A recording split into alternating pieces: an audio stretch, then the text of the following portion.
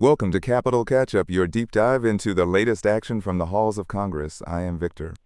And I am Leni. Today, we are walking you through a series of key legislative proposals, ranging from healthcare and biosecurity to international defense partnerships and federal administrative changes. Let us start with Senate Bill 4655, known as the Farm Credit Adjustment Act. This bill was introduced by Senators Cornyn and Kaine to amend the Farm Credit Act of 1971. It is aimed at giving the Farm Credit Administration more regulatory flexibility. Specifically, it allows the agency to extend the mandatory examination cycle for low-risk farm credit system institutions from the current standard up to 24 months. That is a significant shift. By stretching that oversight schedule for stable, low-risk financial institutions, the goal is to cut down on unnecessary administrative hurdles. If passed, the effective date for this change is set for October 1, 2026. Moving from agricultural credit to local designations, we have a pair of matching bills in the Senate and the House. Senate Bill 2283 and House Resolution 4836 both propose officially designating the United States Postal Service facility located at 201 West Oklahoma Avenue in Guthrie, Oklahoma, as the Oscar J. Upham Post Office. House Resolution 4836 is a bipartisan proposal that has been referred to the Committee on Oversight and Government Reform. These commemorative measures ensure that all official federal documents, maps, and regulations recognize the facility under this new name, to honor Oscar J. Upham. Now, let us talk about a major healthcare funding proposal. House Resolution 9811 is the Anti-Fraud Fund Act of 2026. This bipartisan bill, sponsored by Representative Moore of Utah, along with a bipartisan group of co-sponsors, aims to protect the integrity of the Medicare program. It does that by proposing an additional $7 billion in annual funding for the Healthcare Fraud and Abuse Control Account from fiscal years 2027 through 2030. The idea here is to give federal agencies more resources to detect and prosecute fraud, which ultimately helps protect the financial sustainability of Social Security's health insurance programs. It has been referred to both the House Committee on Ways and Means and the Committee on Energy and Commerce. On the history and conservation front, Senators Gillibrand and Schumer have introduced Senate Bill 1518, which is called the Strengthening America's Turning Point Act. This bill proposes changing the name of the Saratoga National Historical Park to the Saratoga National Battlefield Park. Right, this change is meant to better reflect the site's historical significance as a pivotal battlefield. The bill has already been reported by the Committee on Energy and Natural Resources without any amendments, so it is moving along in the legislative process to update all federal records, maps, and legal documents. Next up is Senate Bill 195, the American Music Tourism Act of 2025. This bill amends the existing Visit America Act to formally prioritize and promote music-related travel within the United States. This is a fascinating way to boost the economy using our cultural heritage. The bill mandates that the Assistant Secretary of Commerce for Travel and Tourism identify and facilitate tourism to music-centric locations, like historic recording studios, concert venues, and festivals. It also establishes a formal definition of music tourism and requires regular reporting on these travel goals. Now, turning to ethics in government, we have Senate Bill 2132, the Clear Path Act. This bill is designed to tighten ethics standards for high-level Senate-confirmed executive branch officials. Under this bill, these officials would be restricted from representing, aiding, or advising foreign governmental entities from designated countries of concern after they leave government service. They would receive formal notice of these restrictions when they are appointed and when they leave office. The Secretary of State would have a formal congressional approval process to update the list of countries of concern. Notably, these primary restrictions are subject to a 5-year sunset provision. Let us shift our focus to tribal lands. Senate Bill 3383 is the Unlocking Native Lands and Opportunities for Commerce and Key Economic Developments Act of 2025. This bipartisan legislation aims to streamline economic development by giving Indian tribes more autonomy over managing leases and rights of way. It amends the Long-Term Leasing Act and other federal statutes. Essentially, it allows tribes to issue rights of way across their lands without needing direct federal approval, as long as they operate under tribal regulations that the Secretary of the Interior has already approved.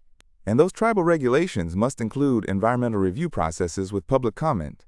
Interestingly, The Secretary's approval of these tribal regulations is exempt from certain federal environmental mandates, like the National Environmental Policy Act.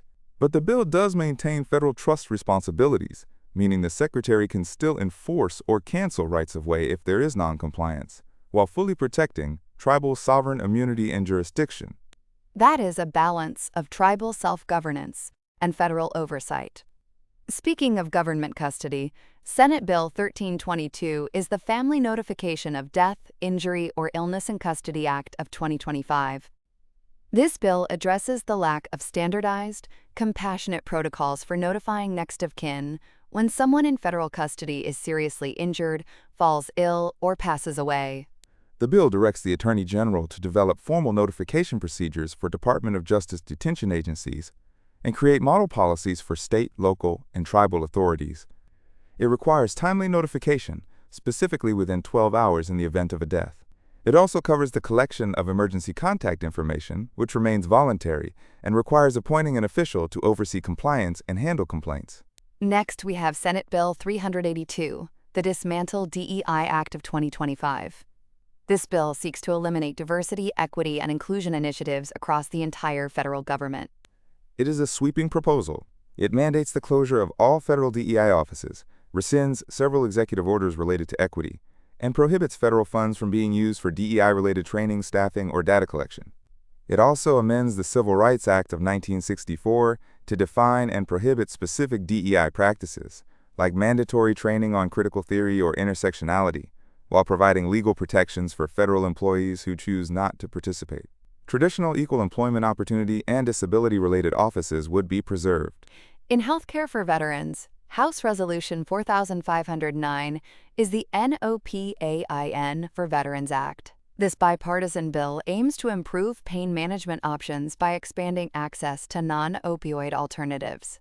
Under this act, the Department of Veterans Affairs must integrate FDA-approved non-opioid pain management drugs and biological products into its national formulary and drug standardization list. This must happen within 1 year of these products becoming eligible for specific federal payment programs. The goal is to reduce veterans' reliance on opioids for post-operative and regional pain relief, and the implementation costs must be managed outside of the Cost of War Toxic Exposures Fund. On the biosecurity front, we have House Resolution 3029, the Nucleic Acid Standards for Biosecurity Act.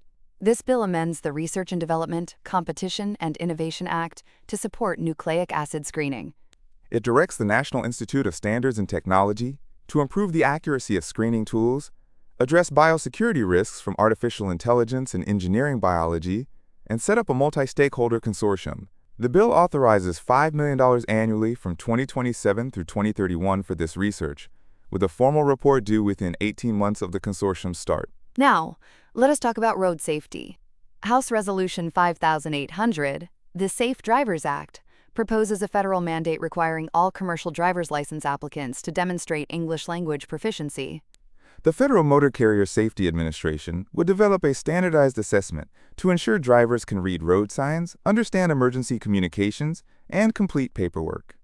State motor vehicle departments would administer the test, and the Secretary of Transportation would be authorized to withhold federal transportation funds from states that do not comply. We also have a significant bill aiming to increase healthcare transparency. House Resolution 8684 is the Transparency and Billing Act of 2026. It targets deceptive hospital billing practices by amending the Employee Retirement Income Security Act of 1974. Under this bill, hospitals must use unique health identifiers for all off-campus outpatient departments when submitting claims to group health plans. This prevents hospitals from obscuring where care was delivered to inflate costs. If they do not comply, the Secretary of Labor can impose civil penalties of up to $5,500 per day for larger hospitals. These requirements would take effect for plan years starting on or after January 1, 2027. Finally, let us look at international defense. Senate Bill 4709, introduced by Senators Ricketts and Kane, is the Unlock AUK-US Act. This bill amends the Arms Export Control Act to streamline the transfer of defense articles and services between the United States, the United Kingdom, and Australia. By easing certain regulatory limitations, The bill aims to reduce bureaucratic delays and boost collaborative defense innovation within the AUK-US security partnership. That is a wide array of legislative actions to keep track of. As we wrap up today, what should our listeners watch out for next, Victor? Keep an eye on how these bills progress through their respective committees.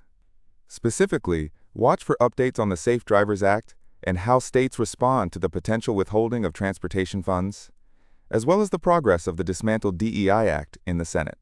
And we will also be watching the committee reviews for the Anti-Fraud Fund Act of 2026 and the Transparency in Billing Act to see how these healthcare accountability measures advance. Thank you for tuning in to Capital Catch-Up. We will see you next time.